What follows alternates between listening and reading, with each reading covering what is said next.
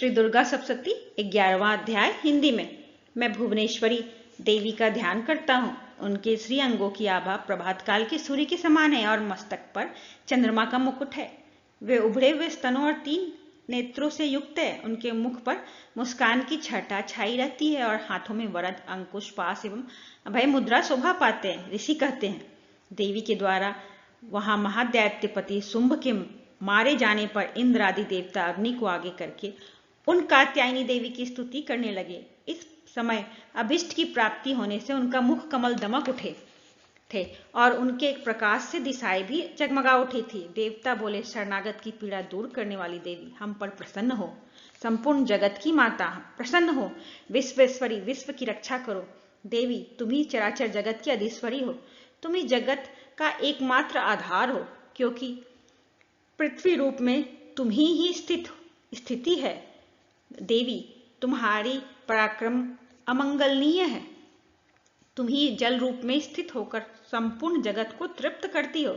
तुम अनंत बल संपन्न वैष्णवी शक्ति हो।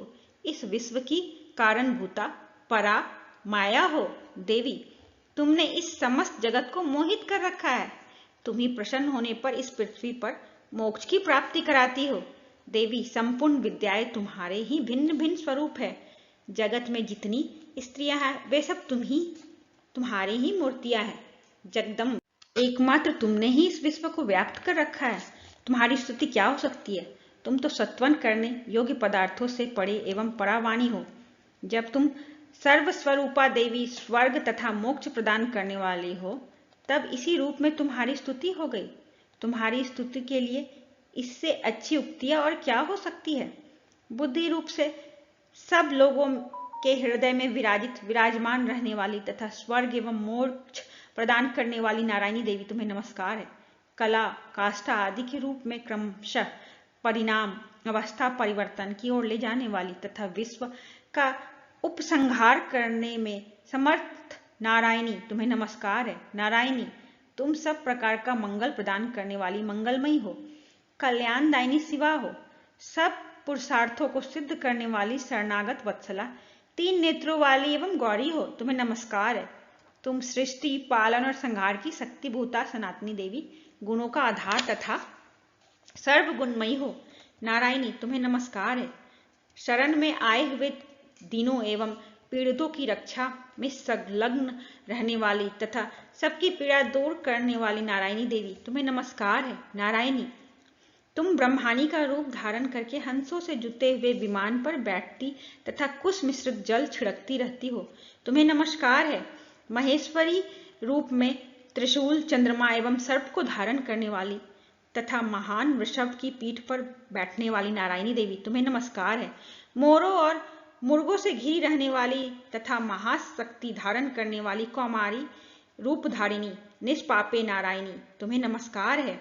शंख, चक्र, गदा और शांड धनुष रूप उत्तम आयुधों को धारण करने वाली वैष्णवी शक्ति रूपा नारायणी, तुम प्रसन्न हो, तुम्हें नमस्कार है। हाथ में भयानक महाचक्र लिए और दाढ़ों पर धरती को उठाए वराही रूप धारणी कल्याणमयी नारायणी, तुम्हें नमस्कार है। भयंकर नृसिंह रूप में दैत्यों के वध के लिए उद्योग करने वाली तथा त्रिभुवन की रक्षा संलग्न रहने वाली नारायणी, तुम्हें नमस्कार है। मस्तक पर किरीट और हाथ में महाव्रज धारण करने वाली, सहस्त्र नेत्रों के कारण उद्दीप्त दिखाई देने वाली और वृतासुर के प्राणों का अपहरण करने वाली इंद्र शक्ति रूपा नारायणी देवी, तुम्हें नमस्कार है।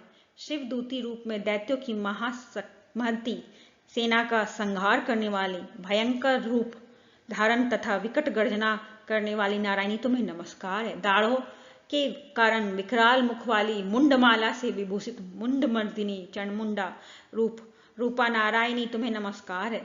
लक्ष्मी, लज्जा, महाविद्या, श्रद्धा, पृष्टि, स्वधा, ध्रुवा, महारात्रि तथा महाअद्य विद्या रूपा नारायणी, तुम्हें नमस्कार है। मेधा, सरस्वती, वड़ा, श्रेष्ठा, भूति, ऐश्वर्या रूपी बाभ्रुवी, भूरे रंग की अथवा पार्वती, तामसी, महाकाली, नियता, संयम परायणा तथा ईसा सबकी अधीश्वरी, रूपिणी नारायणी तुम्हें नमस्कार है। सर्वस्वरूपा सर्वेश्वरी तथा सब प्रकार की शक्तियों से संपन्न दिव्य रूपा दुर्गे देवी, सब भयों से हमारी रक्षा करो, तुम्हें नमस्कार है। कात्यायनी, यह 3 लोचनों से विभूषित तुम्हारा सौम्य रूप मुख सब प्रकार के भयों से हमारी रक्षा करे, तुम्हें नमस्कार है।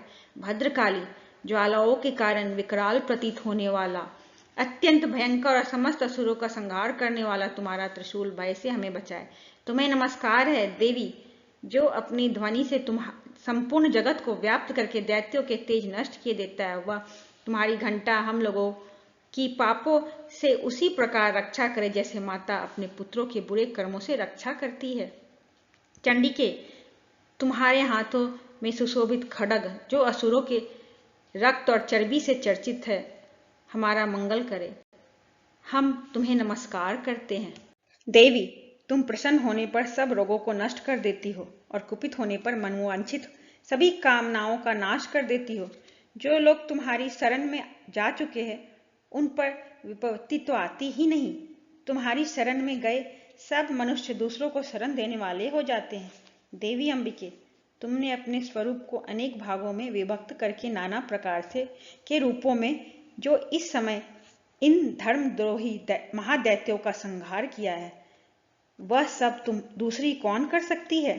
विद्याओं में ज्ञान को प्रकाशित करने वालों, शास्त्रों तथा आदि वाक्यों वेदों में तुम्हारे सिवा और किसका वर्णन है, तथा तुमको छोड़कर दूसरी कौन ऐसी शक्ति है जो इस विश्व को अज्ञानमय घोर अंधकार से परिपूर्ण ममता रूपी गड्ढे में निरंतर भटका रही हो। जहां राक्षस, जहां भयंकर विष वाले सर्प, जहां शत्रु, जहां लुटेरों की सेना और जहां दानव हो, वहां तथा समुद्र के बीच में भी साथ रहकर तुम विश्व की रक्षा करती हो। विश्वेश्वरी, तुम विश्व का पालन करती हो, विश्व रूपा हो, इसलिए तुम संपूर्ण विश्व को धारण करती हो। तुम भगवान विश्वनाथ की भी वंदनीय हो। जो लोग भक्तिपूर्वक तुम्हारे सामने मस्तक झुकाते हैं वे संपूर्ण विश्व को आश्रय देने वाले होते हैं। देवी, प्रसन्न हो। जैसे इस समय असुरों का वध करके तुमने शीघ्र ही हमारी रक्षा की, उसी प्रकार सदा हमें शत्रुओं के भय से बचाओ। संपूर्ण जगत का पाप नष्ट कर दो और उत्पात एवं पापों के फल स्वरूप प्राप्त होने वाले महामारी आदि बड़े बड़े उपद्रवों को शीघ्र दूर करो। विश्व की पीड़ा दूर करने वाली देवी, हम तुम्हारे चरणों पर पड़े हुए हैं, हम पर प्रसन्न हो। त्रिलोक निवासिनियों की पूजनीय परमेश्वरी, सब लोगों को वरदान दो। देवी बोली, देवताओं, मैं वर देने को तैयार हूं। तुम्हारे मन में जिसकी इच्छा हो वह वर मांगो। संसार के लिए इस उपकारक वर को मैं अवश्य दूंगी। देवता बोले, सर्वेश्वरी, तुम इसी प्रकार तीनों लोकों की समस्त बाधाओं को दूर शांत करो और हमारे शत्रुओं का नाश करती रहो। देवी बोली, देवताओं, वैवस्व मनवंतर के 28वें युग में शुंभ और निशुंभ नाम के 2 अन्य महादैत्य उत्पन्न होंगे। तब मैं नंद गोप के घर में उनकी पत्नी यशोदा के गर्भ से अवतरण हो विंध्याचल में जाकर रहूंगी और उक्त दोनों असुरों का नाश करूंगी। फिर अत्यंत भयंकर रूप में पृथ्वी पर अवतार ले मैं प्रचित्त नाम वाले दानवों का वध करूंगी। उन भयंकर महादैत्यों को भक्षण करते समय मेरे दांत अनार के फूलों की भांति लाल हो जाएंगे। तब स्वर्ग में देवता और मर्त्य लोक में मनुष्य सदा मेरी स्तुति करते हुए मुझे रक्त दंतिका कहेंगे। फिर जब पृथ्वी पर 100 वर्षों के लिए वर्षा रुक जाएगी और पानी का अभाव हो जाएगा, उस समय मुनियों के सत्वन करने पर मैं पृथ्वी पर अयोनिजा रूप में प्रकट होंगी और 100 नेत्रों से मुनियों को देखूंगी। अतः मनुष्य शताक्षी इस नाम से मेरा कीर्तन करेंगे। देवताओं, उस समय मैं अपने शरीर से उत्पन्न हुए शाकों द्वारा संसार का भरण पोषण करूंगी। जब तक वर्षा नहीं होगी तब तक वे शाक ही सबके प्राणों की रक्षा करेंगे। ऐसा करने के कारण पृथ्वी पर शाकंभरी के नाम से मेरी ख्याति होगी। उसी अवतार में मैं दुर्गम नामक महादैत्य का वध भी करूंगी। इससे मेरा नाम दुर्गा देवी के रूप में प्रसिद्ध होगा। फिर मैं जब भीम रूप में धारण करके मुनियों की रक्षा के लिए हिमालय पर रहने वाले राक्षसों का भक्षण करूंगी, उस समय सब मनुष्य भक्ति से नतमस्तक होकर मेरी स्तुति करेंगे। तब मेरा नाम भीमा देवी के रूप में विख्यात होगा। जब अरुण नामक दैत्य तीनों लोकों में भारी उपद्रव मचाएगा, तब मैं तीनों लोकों का हित करने के लिए 6 पैर वालों असंख्य भामरों का रूप धारण करके उस महादैत्य का वध करूंगी। उस समय सब लोग भ्रामरी के नाम से चारों ओर मेरी स्तुति करेंगे। इस प्रकार जब जब संसार में दानवी बाधा उपस्थित होगी, तब तब अवतार लेकर मैं शत्रुओं का संहार करूंगी। इस प्रकार श्री मार्कंडेय पुराण में सार्वजनिक मनवंतर की कथा के अंतर्गत देवी महात्म्य में देवी स्तुति नामक 11वां अध्याय पूर्ण हुआ। जय मां दुर्गे।